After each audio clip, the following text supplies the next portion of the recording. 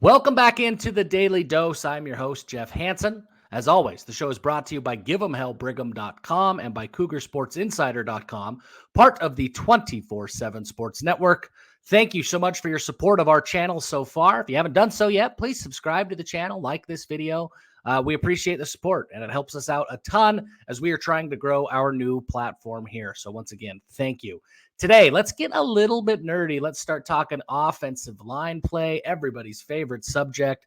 Let's hone in specifically on one BYU offensive lineman. That is Kingsley Suamataia.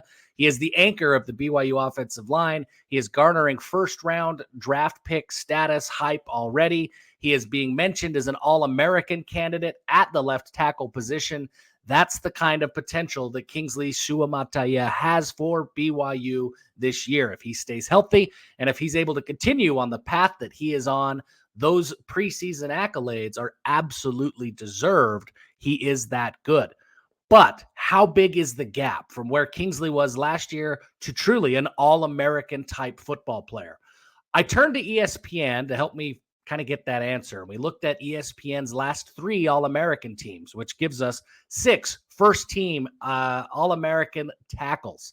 We looked at those stats, and let me turn to our friends at Pro Football Focus, and let's get into the details a little bit to see how good Kingsley has to be a true bona fide All-American candidate at the end of 2023. It starts with Peter Skoronski last year, Northwestern left tackle. He was phenomenal in every sense of the word. On the year, he gave up 1 sack, 2 quarterback hits, 3 total hurries, and 6 total quarterback pressures and had just 5 penalties. He did all of that in 881 snaps. He was consistent. He was on the field, and he was dominant throughout the entirety of the season. Notre Dame's Joe Alt was also an All-American last year. He didn't allow any sacks on the season, just 2 quarterback hits, 6 hurries, 8 pressures, and a single penalty on the year, all while playing 887 snaps. That's the bar. That's the standard to be an All-American. And Joe Alt is coming back. He's still at Notre Dame this year. There's no reason that he can't replicate what he did a year ago. That leaves one potential All-American spot for Kingsley. He's going to have to be really good if he wants to make that first-team All-American team. Going back into 2021, Alabama's Evan Neal, he allowed 2 sacks, 5 hits, 8 hurries, 15 pressures, and just 1 penalty on a staggering 1,073 snaps.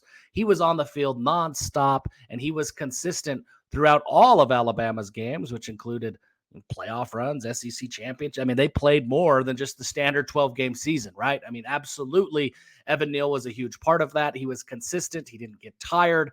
That's an incredible stat line for Evan Neal. Mississippi State's Charles Cross was the 2021 first-team All-American across from Neal. He finished the year with 2 sacks, no hits, 14 hurries, 16 pressures, and 9 total penalties on 919 snaps.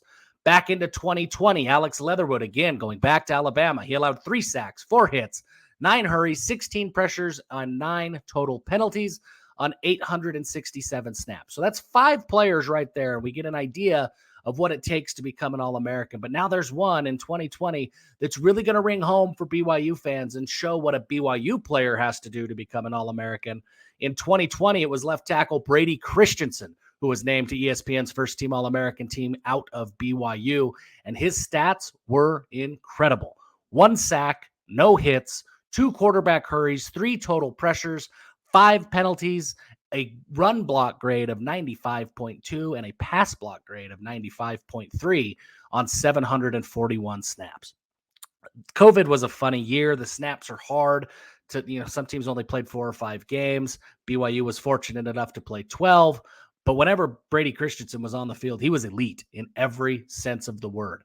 Now, all of these players that have been mentioned so far, with the exception of Alt, who is still playing college football, were all drafted into the NFL. All of them were first-round draft picks, except for Brady Christensen, who went in the 3rd round.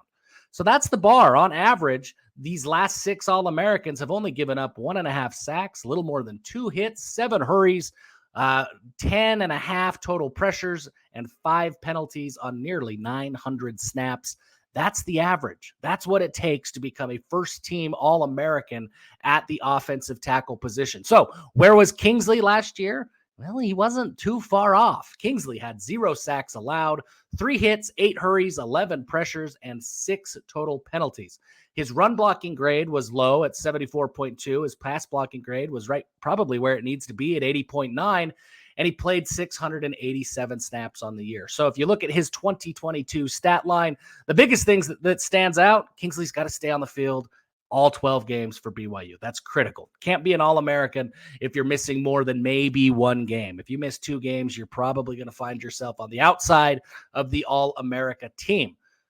But beyond that, he just needs to get a little bit more dominant. He's got the skills. He's got the technique. If he can become a more dominant force in the run game as a run blocker and boost that PFF grade a little bit and maybe look a little bit more dominant, maybe a few more pancakes as a pass blocker, Kingsley's already got the stats and the talent and the resume to back up his All-America hype so far.